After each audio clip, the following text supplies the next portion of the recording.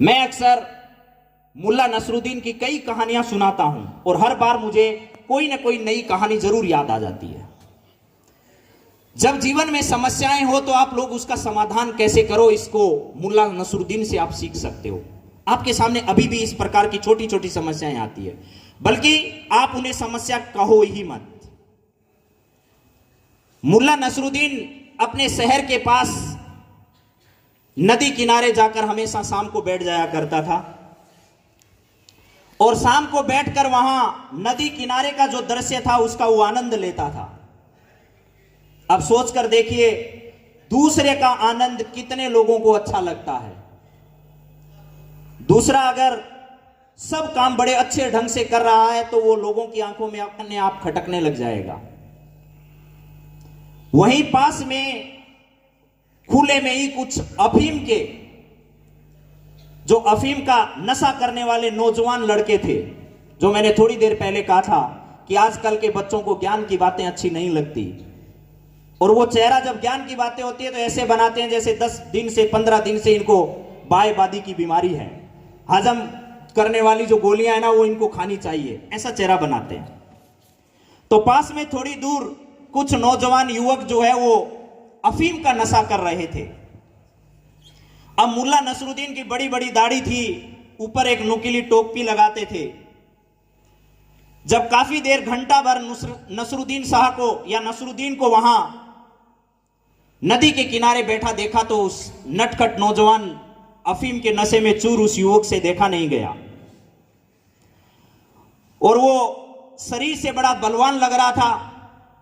घूमता घूमता आया मुल्ला नसरुद्दीन के पास और नसरुद्दीन की पहले तो दाढ़ी को थोड़ा हिलाया। दाढ़ी को हिलाने के बाद उसने मुल्ला की टोपी को अपने हाथों से उड़ा दिया। अब टोपी उड़ा दिया तो मुल्ला को गुस्सा तो बहुत आया, लेकिन बुढ़ापे में नौजवान का मुकाबला कैसे करे। पता ही था कि अगर एक बार गलती से हाथ भी पकड़ लिया तो हाथ में ही हाथ आ जाएगा। अब मुल्ला ने कुछ नहीं कहा, शांति से बैठ गया चुपचाप, क्योंकि मुल्ला को पता था इसके जाने के बाद ही टोपी उठाकर ले आएंगे और वापस लगा लेंगे, लेकिन अंदर ही अंदर गुस्सा तो बहुत था। उस दिन मुल्ला ने कुछ नहीं बोला, घटना खत्म हो गई। उसके जाने के बाद टोपी उठाकर ले आया और अपने सर पर लगा ली। ठीक वैसे ही दूसरा दिन आया। दूसरे दिन भी मुल्ला नदी के किनारे जाकर बैठा और अपने ध्यान में मगन था। नदी में पानी को बहता हुआ देख रहा था शांति से। फिर वो अफीम का नशा करने वाला युवक दूसरे दिन आया, उसको लगा ये कल वाला ही, आज देखो इसको दोबारा मजा चखाते हैं। वैसे ही दाढ़ी जो थी उसको हिलाया, टोपी को उड़ा दिया और कहा, कैसे मुल्ला जी, मजे में हो? मुल्ला जी ने फिर सोचा गुस्सा तो बहुत आ रहा है, लेकिन बोलूंगा तो कल जैसा शांति से निकल गया वैसे आज भी निकल जाने दो। दूसरे दिन भी मुल्ला कुछ नहीं बोला। तीसरे दिन मुल्ला जी ने सोचा इसको कुछ न कुछ पाठ तो पढ़ाना होगा, लेकिन कोई तरकीब मेरे ध्यान में नहीं आ रही है। जब मुल्ला दूसरे दिन वहां पहुंचा तो उसी नगर के अंदर एक नया थानेदार आया हुआ था। कद काठी में भी बहुत बड़ा पहलवान सा लग रहा था, और मुल्ला जाकर नदी के किनारे वहीं बैठ गया, अपनी दाढ़ी को सहलाता रहा, टोपी ऊपर लगा रखी थी। उसी समय वो थानेदार वहां पहुंचा। मुल्ला जी से पूछा कि मुल्ला यहां कैसे बैठे हो? तो मुल्ला जी ने कहा कि मैं ये जो नदी का पानी बह रहा है इसमें जल परी के मैं दर्शन करने आता हूं। रोज आसमान से जल परी आती है और जब मैं इस पानी को सहलाता रहता हूं, देखता रहता हूं, तो इसमें मुझे जल परी के रोज दर्शन होते हैं। लेकिन उसकी शर्त यह है कि इस पानी को एक टक बिना ध्यान हटाए हुए देखना पड़ता है। अब उस पहलवान ने सोचा कि जब आज आ ही गए हैं और जीवन में जिस चीज को आज तक देखा नहीं उसके दर्शन अगर हो रहे हैं तो आज कर ही लेने चाहिए। तो कहा, मुल्ला जी आप तो रोज यहीं रहते हो, आप तो कल दर्शन कर लेना, आज तो दर्शन का सौभाग्य मुझे दे दो। मुल्ला जी ने कहा, दर्शन का सौभाग्य तो दे दूंगा, लेकिन शर्त एक बार फिर सुन लो, पानी को एक टक बिना नजर हटाए हुए देखना पड़ेगा। अगर देखते रहोगे तो आपको घंटे भर, जब तक वो नहीं आ जाए तब तक इंतजार करना पड़ेगा। उस पहलवान ने कहा ठीक है कोई दिक्कत नहीं है, आप तो मुझे ये आप वाली जो टोपी है ना ये दे दो और मेरे को यहां बैठने दो और आप थोड़ा पीछे जाकर बैठो। मुल्ला ने कहा आज असली मौका आ गया है।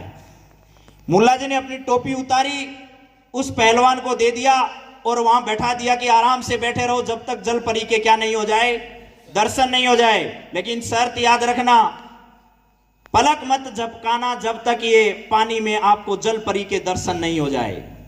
अब मुल्ला जी पीछे जाकर पेड़ में छुप गए।